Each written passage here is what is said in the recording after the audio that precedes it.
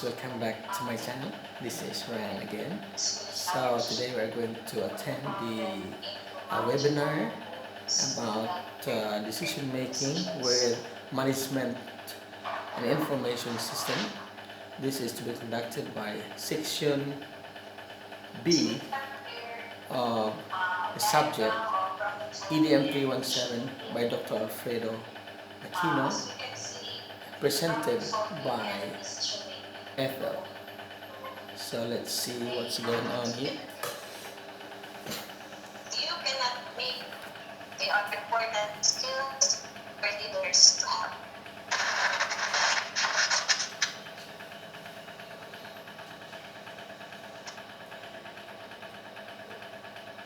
Okay. This is my last slide. This is a passage from attributed to Junior Roswell. It says here that in any moment of decision, the best thing you can do is the right thing. The next best thing is the wrong thing. And the worst thing is do not put a band-aid in the problem. Right now, Mary Jane Canilang is presenting about decision making in management information system. So let's see. Okay, that brings us to the end of the presentation. Thank you so much for your interest and attention. I sincerely appreciate that I've had this opportunity to present this to everyone. Again, good morning and God bless. Thank you very much, Ma'am Mary Jane, for that very comprehensive report of our webinar for today. So, I saw a question here in our chat box. It is from Sir Davis, Ma'am Mary Jane. His question is, can you give us an example of real-life application or situation where you use the problem-solving cycle at your workplace? Can you repeat now? This question is, can you give us an example of real-life application or situation where you use the problem-solving cycle at your workplace? Actually, there are a lot of problems encountered by managers.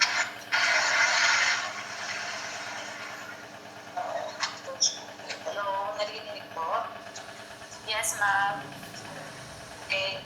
So, one example is of that is lack of communication among the teachers and in an organization. So, with that, as we have said a while ago, that we should follow the steps in problem solving. First is to identify first the problem. So, bakit nagkakaroon ng lack of communication? And if you already know the root of the problem, then we can proceed to the next step. Ethel, I have a question also. Yes, ma'am. What is that po? It was said a while ago that problems are often perceived differently by different people. In a certain confidence wherein you have to come up with one solution, a certain school manager is facing people with different perception of the problem. On this particular situation, how do you come up with one definite decision? Yes, ma'am. I have said a while ago,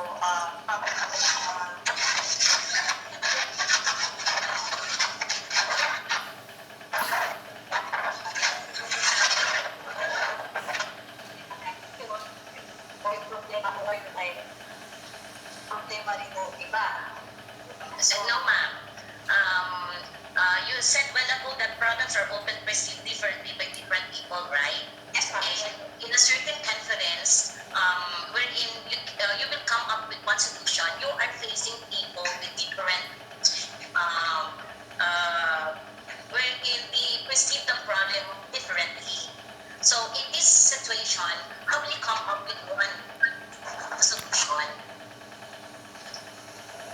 Maybe, as what I have said now, follow first the steps. Okay? You need to find the root cause of the problem. Then, have a lot of alternatives to solve the problem.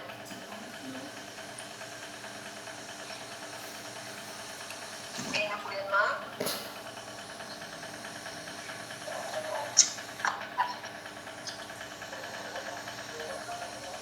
So we will continue our question and answer portion later after all of our presenters finish their slides po. So I have read other questions here from Ma'am Sheena and another question from Sir Davies. The speakers will going to answer them in our open forum part. Ayun po. So thank you very much, Ma'am Mary Jane. So, yes po, so let us move on. But before that, before we proceed to our next speaker, let us break some ice. Because I know all of us are full of information sa una pa lang po nating speaker. So, to facilitate our brain teaser, let us welcome Sir Vincent Pascua, Teacher 1 of Vergas Elementary School, Santa Ignacio South District, SDO, Tarlac Province. Take it away, Sir Vincent. Good morning classmates. Naririnig niyo po ba ako? Yes, loud and clear. Yes, bro. Go ahead. First of all, I beg your pardon if you can't see my face. Today, unfortunately, I have a problem in my connection. So, however, good morning classmates. How are you doing? So, I know that you are now filled of information. So, let's break some ice and challenge our minds through riddles and puzzles. Without further ado, these are the mechanics for a short brain teaser. I will read some brain teasers, riddles, and some mental activities. Then you will try to guess them in 10 seconds. And just type your answer in the chat box. And the first to get the correct answer will be the winner. Also, there's a prize. Your prize will be 20 pesos cell phone load, courtesy of Ma'am Helen Aki. So, is everything clear, classmates? Okay po ba? Yes, sir. Thank you po. So, let's have our first trial. So, Ma'am Ethel, can you show us now the first question? Okay, so, the first question, I have streets but no pavement. I have cities but no buildings. I have forests but no trees. I have rivers yet no water. What I am. Okay, so you can write your answer in the chat box. And the first one who will going to get the correct answer is the winner. Okay. So, what's your answer? Okay, there's already a winner. I think it's Ma'am Angeline Contacto. Yes, correct. A map. That's a map. Okay, very good. So, now I know that you're ready. So, let's get started. Remember, 20 pesos load awaits to those who will get the correct answer. Okay, so this is final, classmates. So, Ma'am Ethel, can you show us now the first question? Okay. So this is now the first question. You may enter, but you may not come in. I have space, but no room. I have keys, but no locks to open. What I am. I think that's a tricky riddle. Keyboard.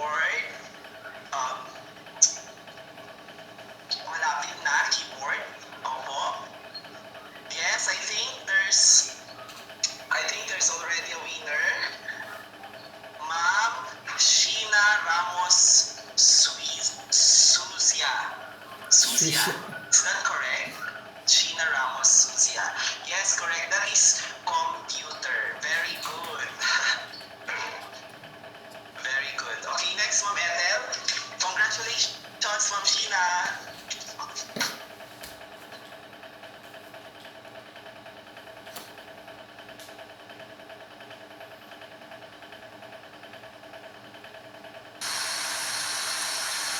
Sir Vincent.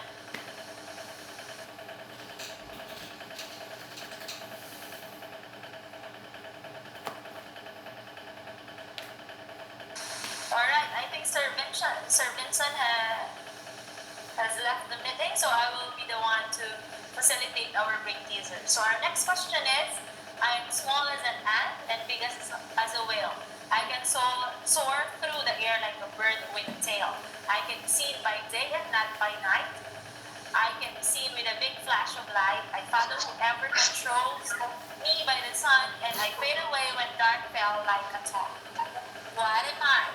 So I think there are guesses here. Mom Joy says it's the shadow. So let's see the correct answer. Okay, the correct answer is shadow. So Mom Joy is our second winner. Congratulations, Mom Joy. Sir Vincent, are you there? Yes, Ma'am Ethel. Sorry, classmates. Okay, so next, Ma'am Ethel. Okay, so let's move on to another slide. Okay, so this is another riddle. In marble walls as white as milk, lined with skin as soft as silk, in a fountain crystal clear, a golden treasure does appear.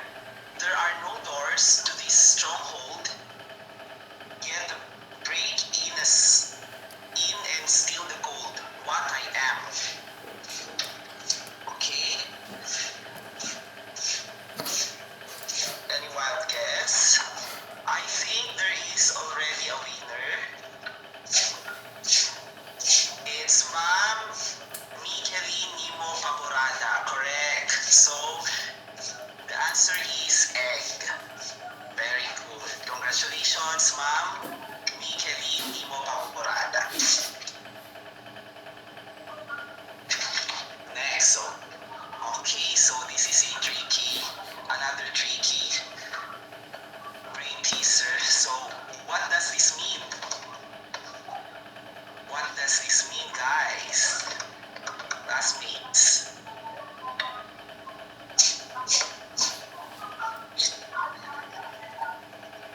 So bring out your wild guess.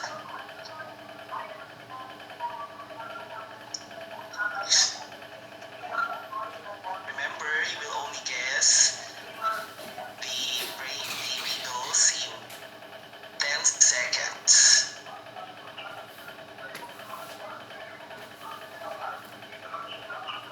We only have a few seconds left.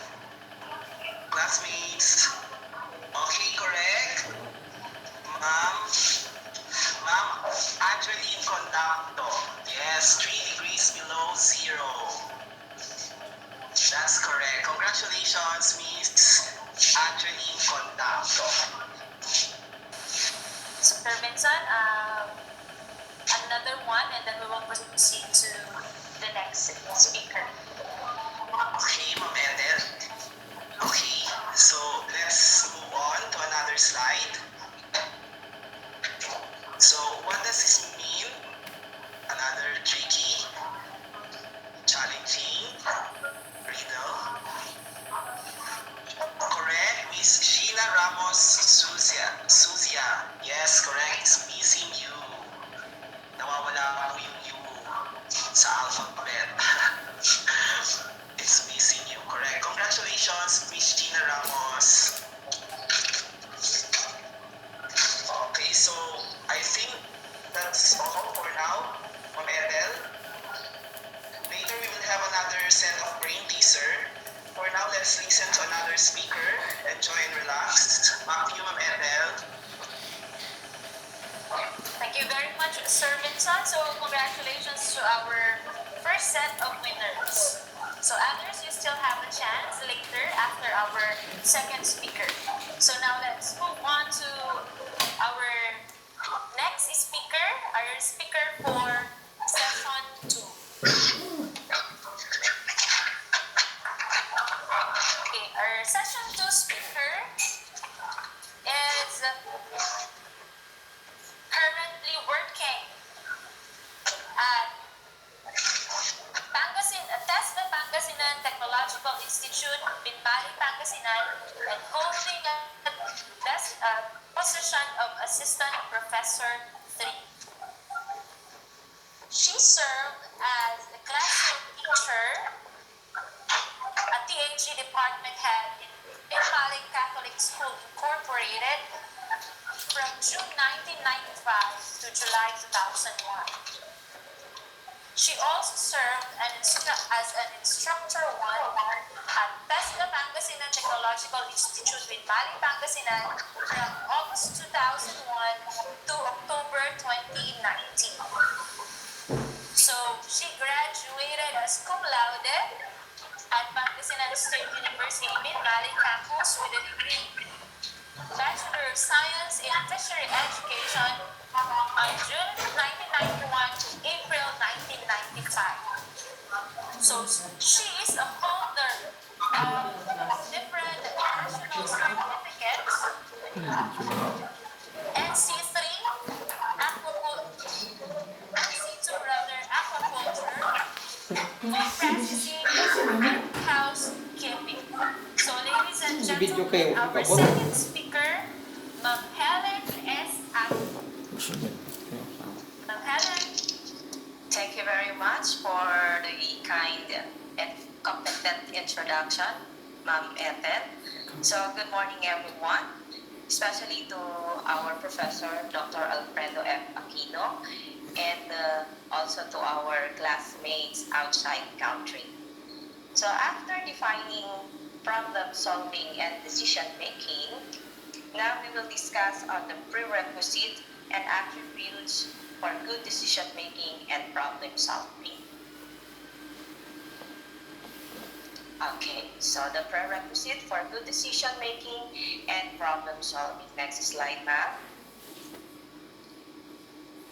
So what I have here is the consensus decision making. I think this will contribute to the answer on the question of Ma'am Sonia a while ago, that in order to arrive on a general agreement and one solution, I think we need to get the consensus of everyone.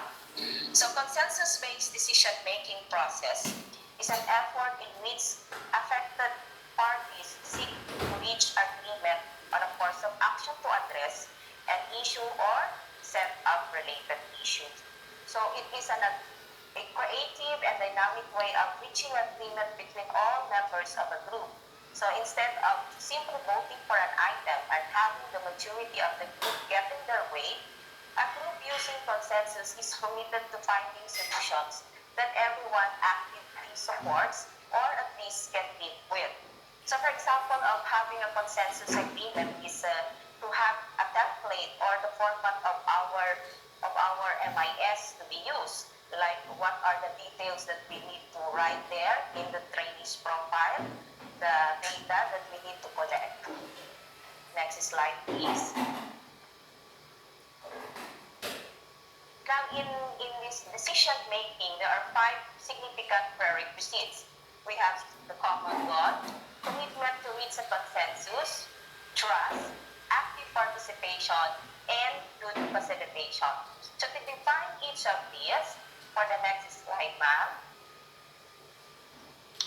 For the common goal, so common goal provides a decision-making group with a rallying point that helps keep teams and organizations moving in the same direction.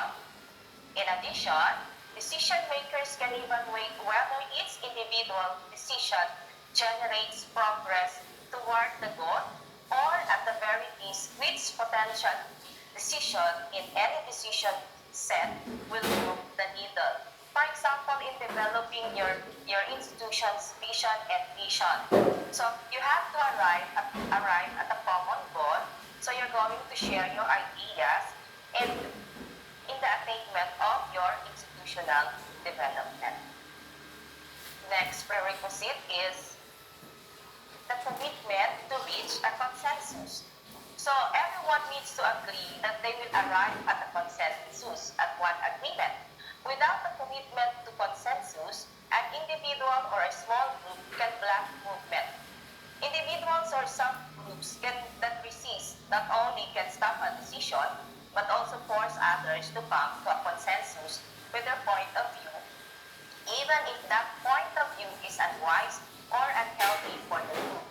So when you get the consensus of everyone, I think you can get a high commitment in the performance of their job, because they will feel that they are all they can contribute in the achievement of that decision making.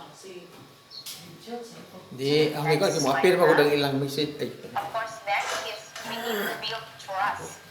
Team members must trust that everyone participating in making a consensus decision have both the same goal and the best interest of the team at heart. There can be no fear that after making a decision, individuals will actively or passively subvert the decision. Throwing members under the bus when a decision is questioned is a trust killer and will make forming consensus in the future nearly impossible. So if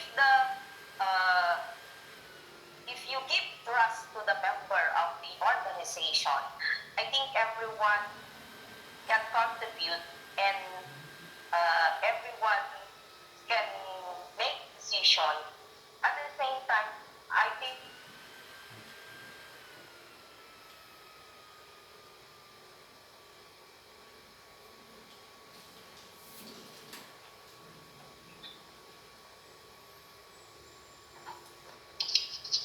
hello, Ma'am Ethel. Hello. Hello, Ma'am. Okay. Naririnig niyo pa po? Yes po. Okay. Thank you. Let's resume. Let's continue. So next prerequisite for decision making is the active participation. So active participation in the decision process includes both listening and engagement. Participation helps a team to move towards consensus because it shortens the time it takes to expose and synthesize alternate views. As a manager or as a head of the institution or an organization, the final say in making decision is still at your hand. But of course, to make the task easier, the decision making easier, I think we need to let everyone participate, and in that way, you can have a very good decision making. And they will feel that they are really a part of the organization. Next, ma'am. Now, in order to have the previous prerequisites of good decision successful, I think we need to have a good facilitation. So, facilitation also helps avoid many of the potential pitfalls we will explore in the fourth entry of this theme. So, we need to have an effective facilitation or effective facilitator to help guide towards consensus rather than letting the group drift away or towards an answer. Next slide, please. So those are the decision making. Now we will proceed with the problem solving skills.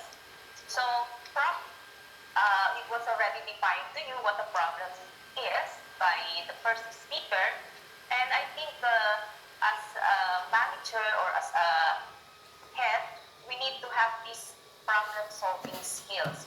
So these are highly requested after by employers, as many companies rely on their employees to identify and solve problems. Next slide, please. So the key skills in solving a problem is you should have competent or very good as in being in creativity, very good in research in analysis, in in developing teamwork, and of course, a part of solving the problem is to have a good communication. Next slide, please. So we will start with the creative problem solving. So it is a way of solving problems or identifying opportunities when conventional thinking has failed. So the creativity encourages you to find fresh perspectives. So if everybody participated in the solving of problem, I think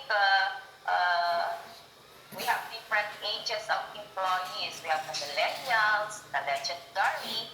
So in that way, you can find fresh perspectives and come up with innovation solutions so that you can formulate a plan to overcome obstacles and reach your goal. So one good example here is how we become creative in the implementation of teaching and learning in the new normal. So we have this flexible training delivery. Next, ma'am. Next skills to solve a problem is some researching skills. So researching is an essential skill related to problem solving. As a problem solver, you need to be able to identify the cause of the issue and understand it fully. So you can begin to gather more information or data as a basis of solving the problem. So in this research skill, our MIS can help a lot in identifying the problem. Next slide, please. And then if we identify the problem, we have the data and information, then we could do analysis. So use data and its analysis to make decisions. And we will not analyze according to our opinions or simply the most recent data point. So we have to gather information from our MIS to make decisions. Next slide, please. And then we also need a skill of team working. So many problems are best defined and solved with the input of other people. So team working may sound like a work thing, but it is just as important at home and school as well as in the workplace. So we need to develop or participate proper teamwork in for the betterment and for the success, and likewise, of course, to solve the problem easier. And of course, as part of our subject, communication is always relevant in all aspects of management, because success as a team comes from cooperation. So we have to share insights and information. We have to do collaborations, and we have to do coordinated actions. Next slide, please. So these are the different stages of problem solving. So after acquiring some skills, then we have to know stages of problem solving. We have first, of course, initially we have to identify the problem, and then we have to structure the problem, look for possible solutions, then we can make decisions, we can implement, or we can monitor or seek for feedback. Or we can do the PDCA cycle, like we have to plan, we have to develop, we have to check, act, and implement. So to define each of these stages, so the problem identification, so this stage involves detecting and recognizing that there is a problem, identifying the nature of the problem, defining the problem. For example, in our MIS, the problems that we have faced in we call it the P2MIS, the test, the training, the management information system, the entry of data is sometimes incorrect. So how can we solve that problem? So the identified problem problem is the incorrect data. Next, please. So we can now structure the problem. So in this stage, it involves a period of observation, careful inspection, fact-finding, and developing a clear picture of the problem. So what causes a wrong entry of the data? So is it from the data collected or from the evidence collected? So in that way, we can give fact-finding, and we can make actions, or we can decide on what are the process that we need to do in order to solve that problem. Next slide, please. And then, ayan, so we have to look for the possible solutions now. So during this stage, you will generate a range of possible courses of action, but with little attempt to evaluate them at this stage. So you will still have, this again, will integrate or papasok na naman po dito yung ating consensus agreement, like you convene and then you generate possible solutions in order to avoid a wrong entry of our data. And then, of course, we will now make a decision. So in this stage, it involves careful analysis of the different possible courses of action and then selecting the best solution for implementation. So in order to avoid the wrong entry of data, then we have to make steps or decisions to follow. We need to follow a certain standard on the different details that will be collected and on how to implement the collection of the details in order to avoid a wrong entry of that data. Next slide, please. And of course, then we will now do the implementation. So in this stage, involve accepting and carrying carrying out the chosen course of action. So in this implementation, it involves all the participants, the members of the institutions, so that they will do the implementations of solving the problem, the actions to be taken in solving the problem, and thereby the problem we will not be facing the same problem. And of course, the most important is not only to make decision, but also we have to monitor that when the implementation in the course of taking action in solving the problem. And we have to seek some feedback so that we can evaluate the efficiency or the effectiveness of the actions that we have taken. So this is the last stage about reviewing the outcome of problem solving over a period of time, including seeking feedback as to the success of the outcomes of the chosen solution. Actually, this feedback is on the last part of our MIS. Always a part of the table is the feedback. Next slide. So I have here a quotation from our former U.S. Secretary of State that the measure of success is not whether you have a tough problem to deal with, but whether it is the same problem you had last year. So we should not have the same problem last year, but of course we have to have some improvement in the course of our action, and we will not be having the same problem again. So that's all. Thank you, and may I have this opportunity to extend my gratitude to our classmates, the Section B, for having this webinar, and to also our professor for having this opportunity to speak with you. Thank you very much. All right, thank you, Ma'am Helen, for that very comprehensive discussion on the prerequisites of good problem solving and decision making. So we have a question here from Ma'am Sheena. So Ma'am Sheena would like to ask, would you consider SWOT analysis an effective tool in decision making or problem solving? Or do you have any other tools in gathering and analyzing information gathered? Yes, ma'am.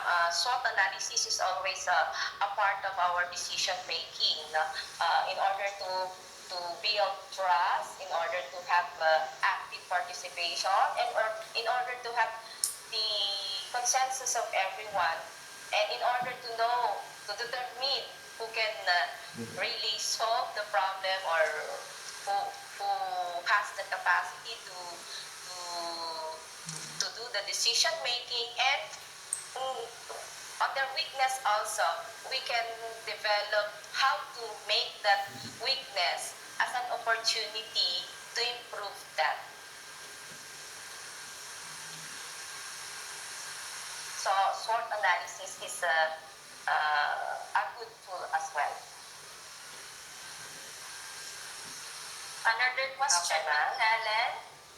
Can you give us an example where sorry, this is the answer for Sir Davis' question a while ago. So, Ma'am Sheena, is it okay? Is Ma'am Helen's answer okay?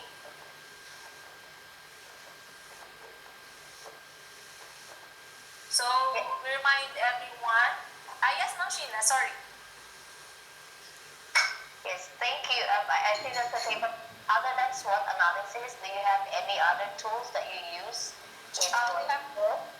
Yes, ma'am. As I mentioned a while ago, the PDCA cycle, the plan, develop, check, and act. Okay, thank you, ma'am. Okay, so are there any questions to Ma'am Helen? You may type your answers in the chat box, or you can open your microphone.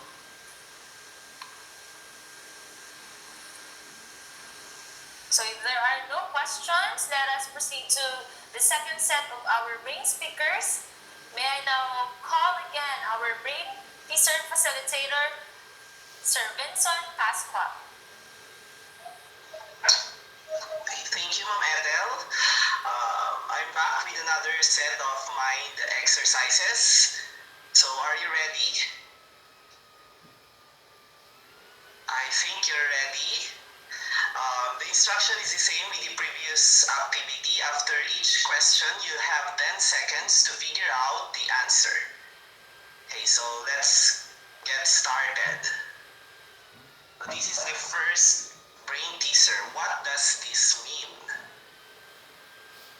I think there is already guesses here. 6. Correct. Ma'am Sheena Ramos. Again, Susia. Ma'am Sheena is the first to get the correct answer. That is 6 feet below the ground. Very good. Congratulations, Ma'am Sheena. Next, Ma'am Adele. Okay. What does this mean? Another brain teaser. It is economy.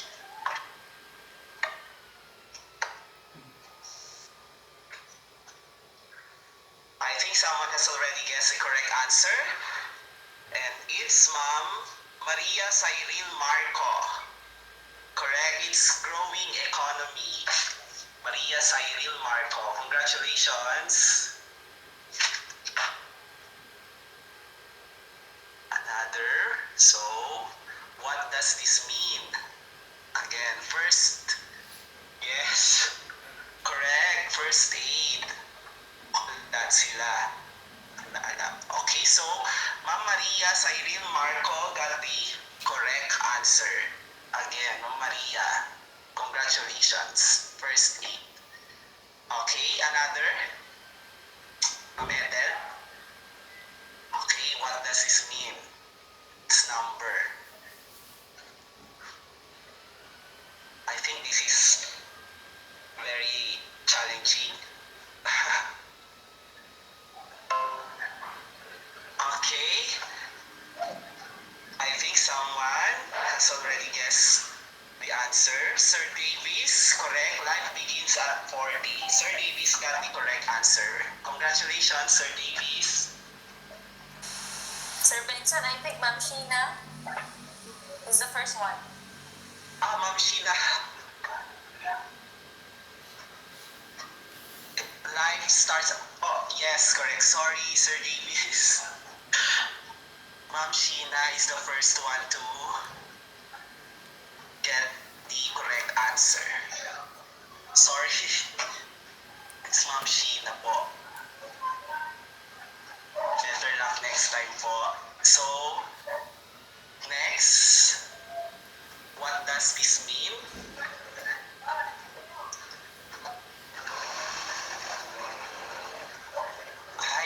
Yan na, dami na. I think Ma'am Angeline Contacto, correct? Scrambled egg. Ma'am Angeline got the correct answer. Congratulations, Ma'am Angeline. Okay. Okay, what does this mean?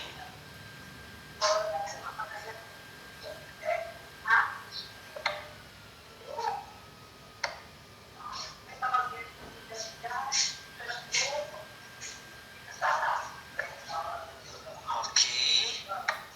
Ay, meron na. 1 million. Okay, but the correct answer is 1 in a million. 1 in a million. Ma'am Sheena Ramos Suzia got the correct answer. Again.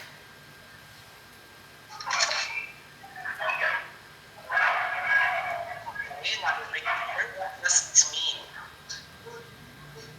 Ma'am Ethel?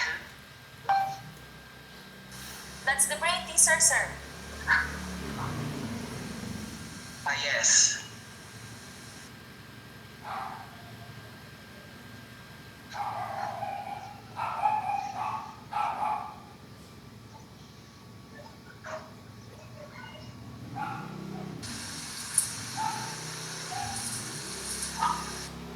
Okay, anyone guess?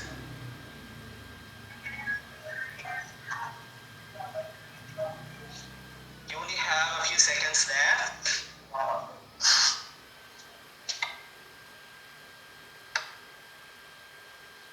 Just in a box? No. Pero malapit na po. Just a saying. Just you stay. Hindi po. Okay, 5, 4, 3, 2, 1. Okay, no one got the right answer. So the right answer for this riddle is just around the corner po. Okay, another. What does this mean?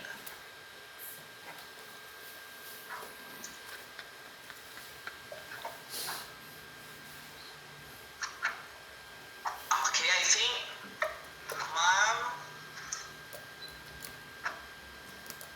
Ma'am Joy de Guzman got the correct answer. Congratulations, Ma'am Joy. Apple pie.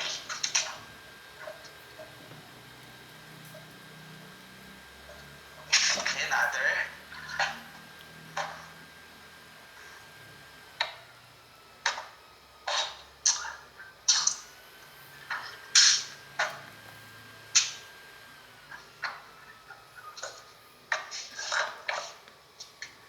Okay, I think, sir, Davis a pass, correct? Just between you and me. Sir Davis a pass got the correct answer. Very good. Congratulations po. Next. Yan po, what does this mean?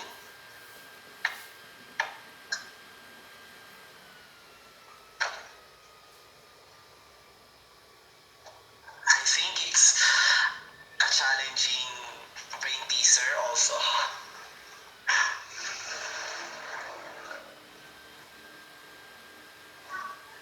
Any wild guess po?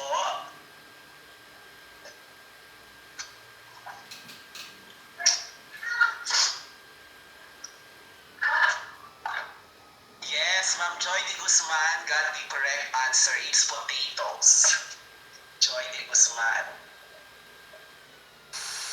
Sir Vinson, I think should have last one. Last one, okay. Ay, ako last na lang po. What does this mean?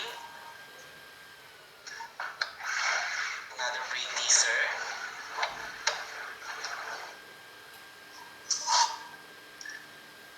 Ako tumataginting pong 20 pesos load. Wash dinner. Malapit na po.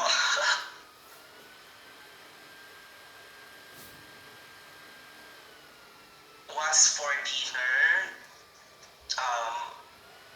Konti na lang po. Wash before dinner.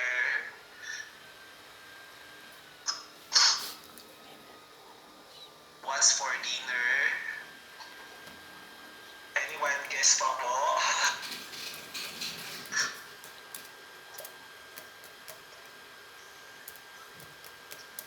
Okay.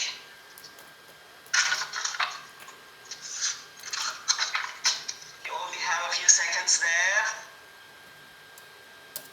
Watch dinner, no po. 5, 4, 3, 2, 1. Sorry po, no one got the correct answer. Wash up for dinner. Okay, thank you po. So that's all. That's all now.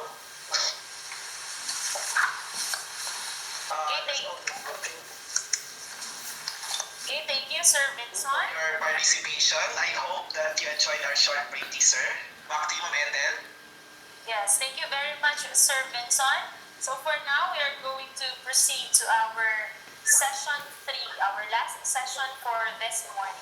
So allow me to introduce to you our third speaker.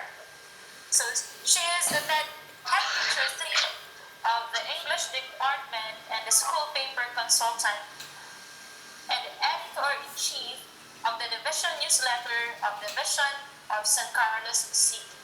She is presently teaching at Speaker Eugenio Perez National Agricultural School.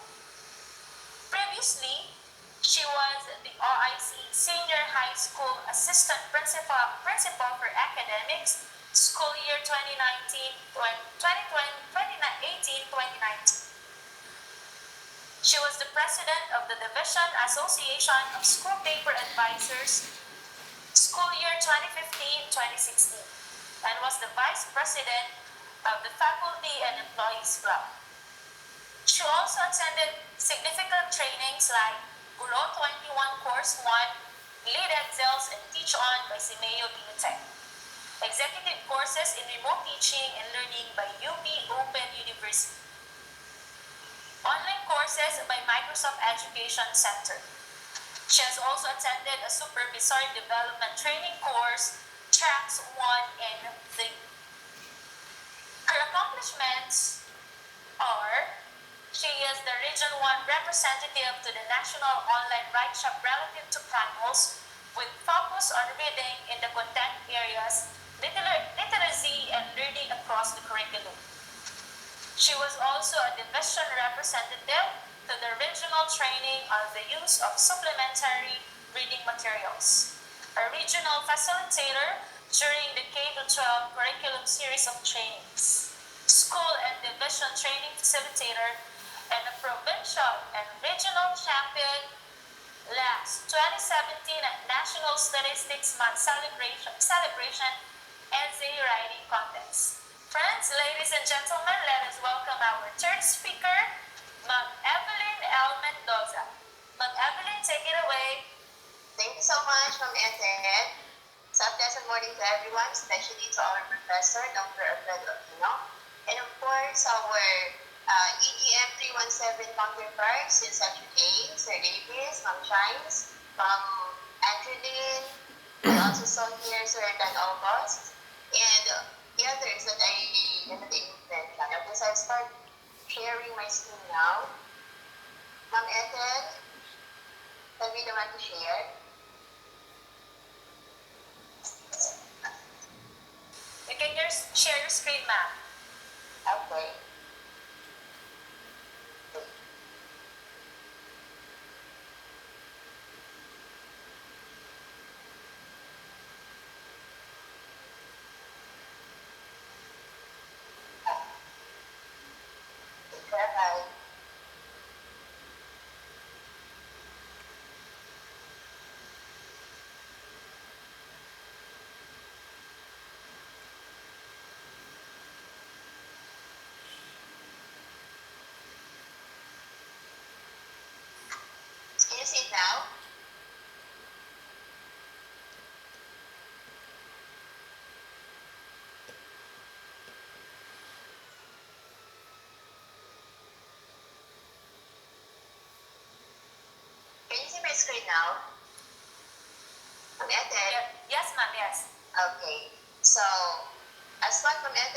while ago, the main highlight of this webinar is the evidence-based problem solving and decision making using management information systems. And of course, we know that this management information systems, or MIS, was a topic shared to us last time or last week by Sir Davis Apas of Section A.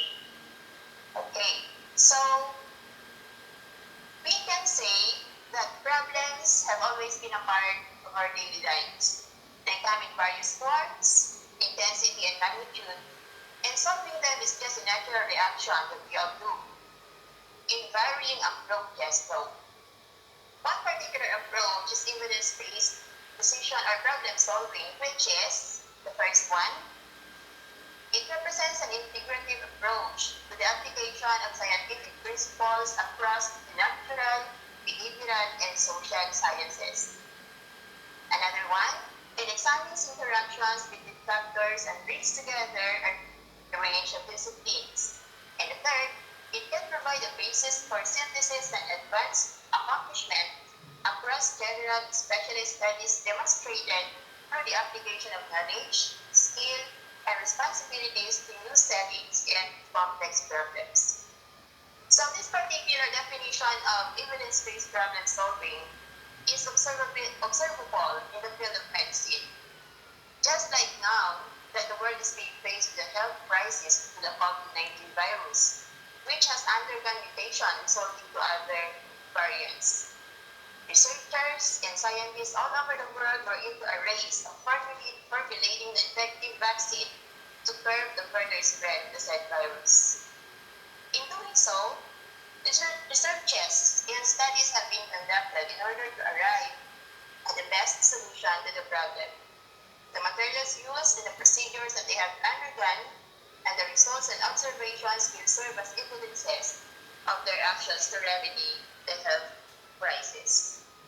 So moving on, we have here the 5 phases in evidence-based problem solving. So this particular phase is considered to be an iterative process, meaning it is repetitive. Each successive cycle builds on the previous cycle. So it starts with a problem, followed by identifying the process, which is termed as etiology. And then, of course, we have the recommendations as to the possible solutions.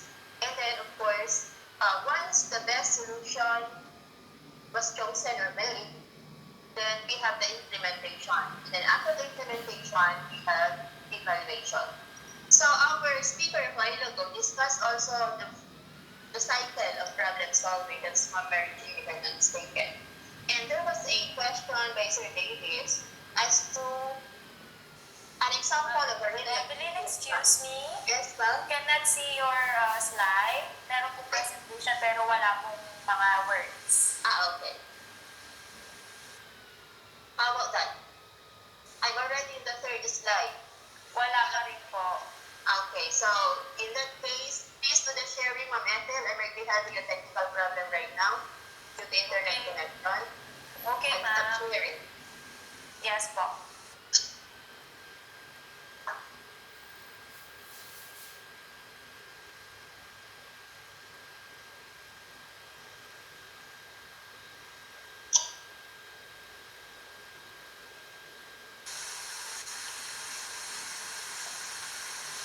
Can you see it, classmates? Yes, ma'am. Yes, ma'am. Yes, ma'am. Sure.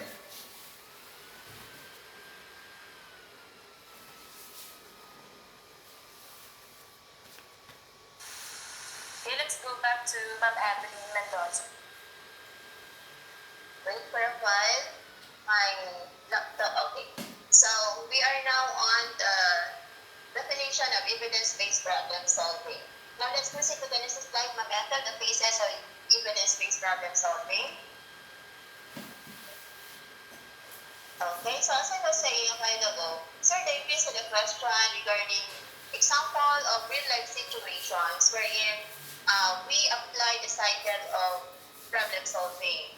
Now this particular one is evidence-based, and if you will notice, it is quite different from the one presented by Ma'am Mary Jane. So cycle in which they are similar. First, we have the identification of a problem.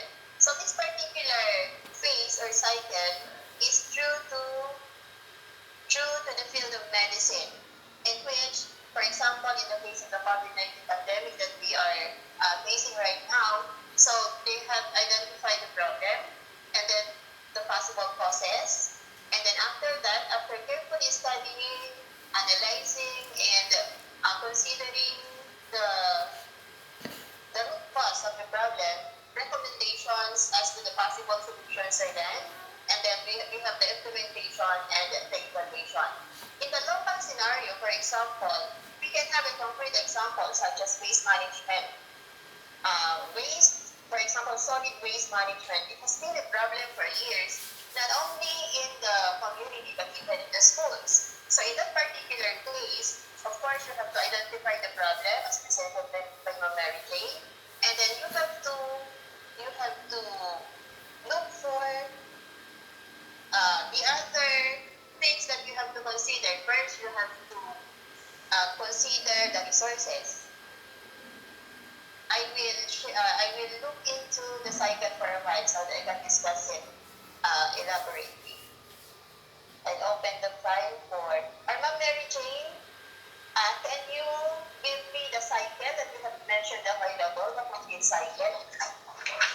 First one is problem. The first one, ma'am, is to identify the problem. Okay. Then after identifying the problem, ma'am, you should understand the problem. Okay. Then organize the information. Okay. Allocate resources. Yes. And then monitor. Then after monitoring, ma'am, you check and evaluate. Okay. So this particular cycle, as mentioned by Ma'am Mary Jane, if you're going to relate it into the local or into the school or community scenario, just like what I have said, for example, we will take solid waste management as a problem. Of course, we have to identify it, how serious the problem is, and then after, so in that particular way of doing it, you are understanding the problem. And then you have to consider gathering information as to what contributes to the problem. Are there people who are responsible for causing it? What particular actions can be done? And of course, resources. For instance, in waste management, in solving problem on solid waste management, of course, you have to look into the possible materials or resources that you will be needing, such as trash bins, if they are in complete set for segregation. Another is what will be used to transport those trash bins to the dump site or to the material recovery facility, for example. Who are the persons that will be involved? We have the human resources. So all the other things that you can consider in the implementation of possible solution, they will fall under resources. Of course, budgetary is also one for that. Because if in case there is a necessity for you to purchase materials in order to help in the solution to the problem, then of course you have to allocate resources for that or budget. And once the program, so you have to identify what program you will be implementing. Will there be a project? How will you call the project, or what will you call the project or program? And then once implemented, of course you have to monitor. You have to do recording so that you can see if there are particular, let's say, improvements, or if there are other problems that crop up along the way. And then, of course, after implementation, then we have evaluation. So that is problem solving. Moving forward, Ma'am Ethel. Okay. So when we solve a particular problem, of course, we have to make decisions. And these decisions also must be based on evidences. So when we say evidence-based decision making, this is making better decisions decisions, informing action that has the desired impact. That is why we have this particular term, informed decision making. Why informed? Because we are basing our decisions from the necessary or relevant information that were gathered in order to come up with possible solutions. And in doing so, of course, you have to make use of critical thinking, and all the available evidences will be considered. You also have to think about the possible consequences. If I will choose a particular solution, then what will happen? That's the consequence. So, in evidence-based decision making, we use relevant information to make it clear why specific choice is being made. So that in case somebody questions your act or your decision, you can justify it by using the evidences which are in the form of the information that you have gathered. Another one, better evidence will help increase likelihood of meeting decision goals by revealing risks that can be alleviated with actions taken during this decision implementation. So if you have these evidences, you can lead your members, if you are in particular team, to arrive at the decision or to arrive at a particular, let's say, consensus by first, of course, you have to present the possible consequences. Now, if a particular action will be done, what are the consequences? Now, if the consequences will be somewhat negative, what are the possible alternatives that you can do in order to lessen, reduce the particular problem? Okay, so next, we also have the goal of evidence-based decision making.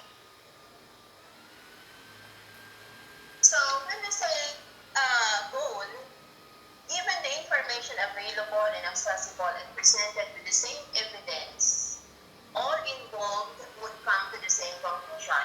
So if you are, let's say, transparent, you gathered the information, you relayed it or you shared it to the persons involved in the decision-making process. So those evidences will be carefully studied or analyzed, and after analysis, then you or the group will come up to the same conclusion. The decision evidence predicts the choice that will deliver the best result. Okay? The evidence, in essence, makes the decision because by considering them, you will be guided as to what action you will take in order to reduce, if not totally eliminate the problem. The decision evidence predicts the choice that will deliver the best result, of course. So, knowing the possible consequences, knowing the possible alternatives, knowing that there are possible solutions that you can use in order to solve a particular problem, then the choice that will be given, or the choice that will be taken by for example, the leader or the manager will be, let's say, very clear to the other members because they know the reason why due to the evidences. Evidence-based decision making uses relevant information to make it clear why specific choice is being made. Okay, so that's it. Alright? Next, we also have the types of decisions. So, Ma'am Mary Jane, if I'm not mistaken, mentioned a while ago regarding program decisions and non-program decisions. So here, we have three types of decisions. We have the unstructured decisions, structured, and semi-structured. When we say unstructured, these are made by senior management. So, the top level, it is a non-routine type of decision. When I say non-routine, these are what the manager makes in the daily functioning of the organization. It doesn't require a lot of evaluation, analysis, and in-depth study. Okay. It has no specific procedure or structure for decision making, and it includes strategic issues and long-term effect of decision. So we also have what we call strategic decision. It is somewhat related to this and structure. When we say strategic, the important decisions of the firm are or fall under this category. These are usually taken by upper and middle level management, and they usually relate to the policies of the firm or the strategic plan for the future. Later on, we will be learning about the different information systems that are used in making such decisions, that are used to guide the leaders or the managers in making such decisions. When we say structured, these decisions are made by operational managers. It is a repetitive and non-routine type decision. So, exactly the opposite of the routine type. There are specific structures and procedures for solving a problem and decision making, and it involves operational issues and has a very short time effect. So, the kind of decision that falls under here, aside from structured, it is also termed as operational decision. It is necessary to put the policy decisions into action. This means that the decisions help implement the plans and policies taken by the high-level managers. As to the information system being used, of course, we have the transaction processing systems. In the structured decision, this also pertain to the policy and planning of the firm, which are known as policy decisions. As to the management information system, we have the MIS, or the Management Information System. Okay, next we also have, on the next slide, the types of managers as to the type and the type of decisions that they are making, Ma'am Ethel.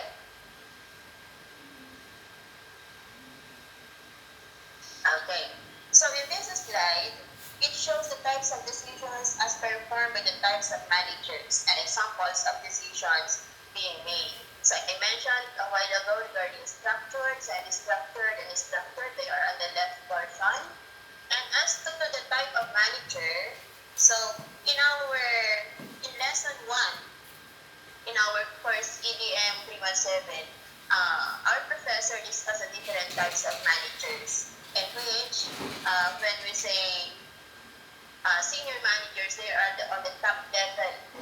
They decide the entrance or exit from a group, or they decide the entrance or exit of their particular employees. They also approve capital, budget, and decide long-term goals. Next to them is the middle-level managers. So, this particular type of managers design marketing plan, they develop departmental budget, and design and incorporate website, for example. So this is more on companies or in the business. But we can also relate it in our agency, for example, in the Department of Education. We also have these particular types of managers. So they have functions that are somewhat different from those in the business sector. And then on the base, we have here the operational management or operational managers. They are the individual employers, and we call them also as the teams. They determine, for example, overtime, eligibility, stock inventory. They offer credit to customers. They also determine special offers to the customers. So those are the types of decisions as to who does each decision. Moving on, we have on the next slide the types of evidences that improve predictability. We have 4. We have facts, anecdotal evidence, statistical, and analogical evidence. When we say facts, they represent actual occurrences that can be verified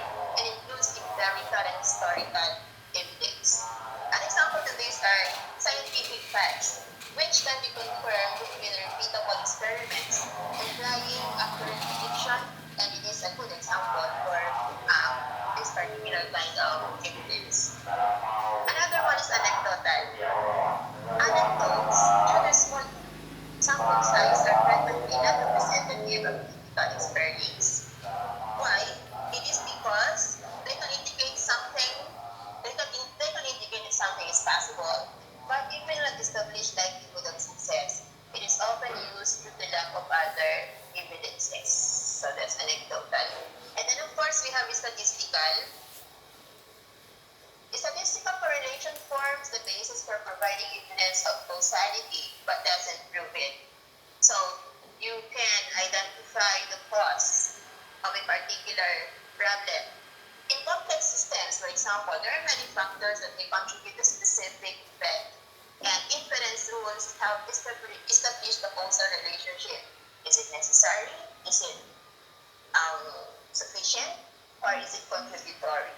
And then of course, we have another type which is analogical. This is a weak form of evidence that suggests something true about one thing is also true of another due to similarity. So from the word analogy, you are looking into the similarities, you are comparing two things and you're looking into the similarity. Okay, so those are types of evidences. Next we have okay, let's now have decision-making and management information system. But before that, let us have a short review about management information system, which was discussed during the webinar last week. When we say MIS, in the following slide, we can say that it is a flow processing procedures based on computer data and integrated with other procedures in order to provide information in a timely and effective manner to support decision-making and other management functions. Another one characteristic is it provides knowledge about the relative position of the organization and basic forces at work. And then, it provides the right information needed in decision-making process and help the organization's control, planning, and operational functions to be carried out effectively. And the other two characteristics that are found in the next slide, we have the fourth one. It can help you make better decisions by delivering all the information you need and by modeling the results of your decisions. When you have accurate, up-to-date information, you can make the choice with confidence. So, for example, in business, management information systems or information management systems are tools used to support processes, operations, intelligence, and IT. MIS tools move data and manage information, and MIS produce data-driven reports that help business make the right decisions at the right time. In other words, an information system used for decision-making and for the coordination, control, analysis, and visualization of information in an organization. So that's MIS. It also involves people, processes, and technology in an organizational context. Okay, moving on to the next slide. With the advancement of technology, we can easily gather data and information, organize, store, and retrieve them whenever we like. The use of MIS enables us to make use of this data in any way possible to achieve our desired result. So here are the roles of MIS in decision making. First one, MIS provides regular information to managers to allow them to make decisions based on data rather than guesses. So that is why we call it evidence-based, because there are data. There are data that when put together become information, and these are being used by the managers in order to base their course of action or decision. Management information systems can help you make valid decisions by providing accurate and up-to-date information and performing analytic functions. They have to make sure the MIS you use can work with the information formats available in your company and has the features you need. In other words, compatibility must be considered here in order for the program to work. The program may be very good, but if it does not suit or it is not compatible with what you are using in your company or in your organization, then it will be useless or useless.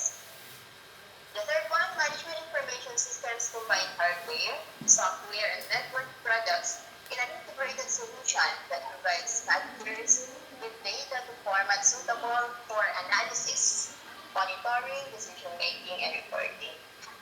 The system collects data, stores it in a database, and makes it available to users over a secure network.